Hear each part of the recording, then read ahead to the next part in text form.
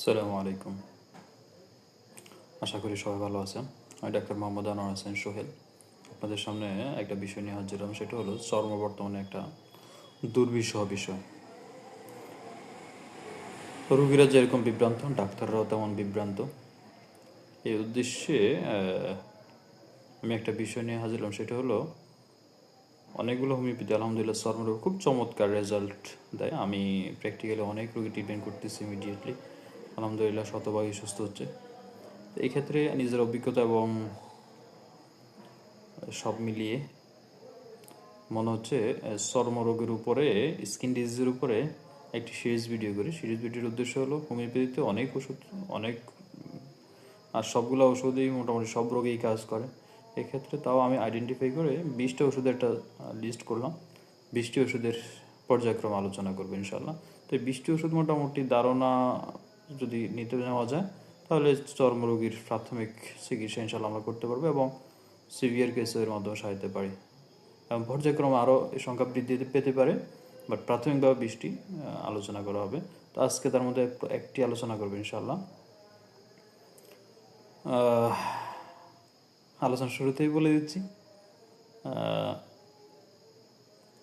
আমি আলোচনা করতেছি, এর মধ্যে ভুলভ্রান্তি কোনো থাকতে পারে, থাকলে অবশ্যই কমেন্ট বক্সে জানাবেন, সংশোধনী করা হবে ইনশাল্লাহ।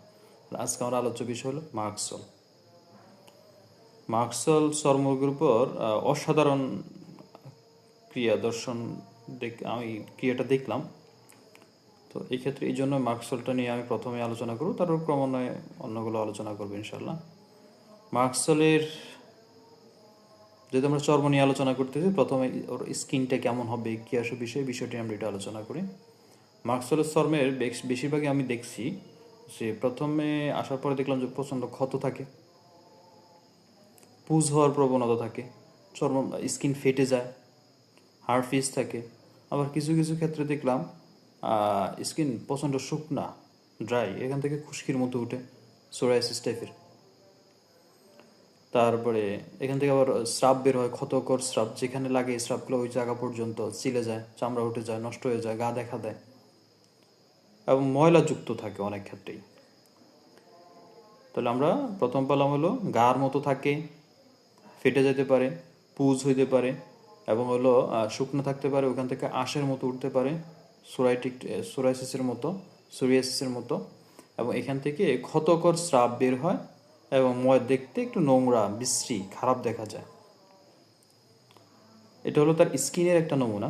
আর যেহেতু হোমিওপ্যাথি চিকিৎসা লক্ষণ টোটালিটি অফ সিমটম, রোগীর টোটাল লক্ষণ সংগ্রহ করে আমাদের চিকিৎসা, সেহেতু শুধু রোগের লক্ষণ নিয়ে আমরা চিকিৎসা করলে আসলে আমরা সফল হব না। এই ক্ষেত্রে সর্বদৈহিক লক্ষণগুলো আমাদের খুবই গুরুত্বপূর্ণ। সর্বদৈহিক লক্ষণ এবং হলো রোগের লক্ষণ সব মিলে আমরা চিকিৎসা করলে এটা স্থায়ী একটা সলিউশন হবে ইনশাল্লাহ। তো এই ক্ষেত্রে সর্বদৈহিক লক্ষণের মধ্যে আমি যেগুলো মোটামুটি পড়াশোনা করে করলাম, সংগ্রহ করলাম, বা এই লক্ষণগুলোর উপর প্র্যাকটিস করতেছি দীর্ঘদিন, তার মধ্যে প্রধান বিষয় পেলাম যে মার্কসলের রাতে তার সব রোগ লক্ষণ বৃদ্ধি পায়। বিশেষ করে এই অ্যালার্জি বা স্কিন ডিজিজের চুলকানিটা রাতে বৃদ্ধি পায়, রাতে বাড়ে। রাতের মধ্যে আবার শুইলে পারে, যখন সে শোয়, এই শীতকালে বা গরমকালে বিছানার ভিতরে শোয়, কম্বলের গরম অথবা বিছানার গরম, ল্যাপের গরম, এগুলোতে তার চুলকানি বৃদ্ধি পায়, প্রচণ্ড লেভেলের চুলকানি শুরু করে। তাহলে রাতে বাড়ে, শুইলে বাড়ে এবং ঘাম দিলে বাড়ে। যখন শরীরে প্রচণ্ড ঘাম দেয়, ঘামগুলো ওই জায়গাগুলোতে লাগে, তখন তার চুলকানি শুরু করে। আর মার্কসল এখানে মধ্যখানে মার্কসল উভয় কাতর, এই কারণে তার ঠান্ডাও ভালো লাগে না, গরমও ভালো লাগে না, দুইটাতেই তার অসহ্যকর অবস্থা তৈরি হয়। তার সাথে মার্কসলের প্রচণ্ড ঘাম থাকে, তার ঘাম খুব বেশি, তার পিপাসা খুব বেশি, তার প্রচণ্ড লালাস্রাব আছে, তার মুখে প্রচণ্ড দুর্গন্ধ আছে, মুখ বলতে শ্বাস প্রশ্বাসে পর্যন্ত দুর্গন্ধ থাকে, এবং তার জিহ্বা দাঁতের চাপযুক্ত থাকে, বড় থাকে, স্যালাইভেটেড থাকে। এখানে একটা ম্যাজিক্যাল বিষয়, জিহ্বা স্যালাইভেটেড, লালাযুক্ত, তাও তার প্রচণ্ড পিপাসা আছে, ভিন্ন ধরনের একটা লক্ষণ। আর তার সকল ডিচার্জ এখানে ঘামে দুর্গন্ধ আছে, তার মুখে দুর্গন্ধ আছে, আমরা যেটা বললাম মুখে দুর্গন্ধ হয় প্রচণ্ড, সকল শ্বাস প্রশ্বাস পর্যন্ত দুর্গন্ধ হয়।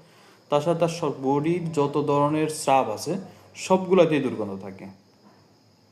তার সাথে তার একটা খুব ভালো লক্ষণ আছে, সেটা হলো ক্রনিক ডিসেন্ট্রিক হিস্ট্রি, তার পুরাতন আমাশয়ের প্রবণতা থাকে। এক্ষেত্রে আমাদের গ্রামে বা হামেশাই ব্যবহার করতে দেখি ডাক্তাররা আমশা নিয়ে যখন আসে তখনই মার্কসল ব্যবহার করে। আসলে এভাবে ব্যবহার করা উচিত না।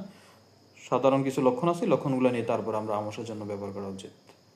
আর এটা উভয় কাতর, আর এর ক্ষুধাও বেশি, পিপাসা যেরকম বেশি তার ক্ষুধাও বেশি। আর হলো তার পছন্দের মধ্যে হলো দুধ এবং মিষ্টি। এগুলো সব মোটামুটি সাধারণ লক্ষণ। আরও লক্ষণ আছে, যেহেতু আমরা চর্ম রোগ নিয়ে আলোচনা করি, প্রথমে স্কিনটা বললাম, স্কিনের পর আমি কিছু সাধারণ লক্ষণ বললাম। এগুলো যদি থাকে আপনি স্কিন ডিজিজের উপর মার্কসেল ব্যবহার করে খুব সুন্দর ভাবে রোগীকে সারাইতে পারেন। আমি আশা করব আপনারা এই সবগুলা লক্ষণ সংগ্রহ করে সুন্দর করে রোগীকে চিকিৎসা দিবেন। ডাক্তার ভাইদের প্রতি অনুরোধ, এবং রোগীদের প্রতি অনুরোধ হলো যারা ক্লাসিক্যাল ডাক্তার টোটালিটি আমি যেভাবে বলছি এভাবে আপনার লক্ষণ সংগ্রহ করবে এবং আপনার চিকিৎসা দেবে, এই সমস্ত ডাক্তারকে দেখাবেন এবং ইনশাল্লাহ আশা করা যায় পরিপূর্ণ সুস্থ হয়ে যাবেন ইনশাল্লাহ। আজকে এইটুকুই।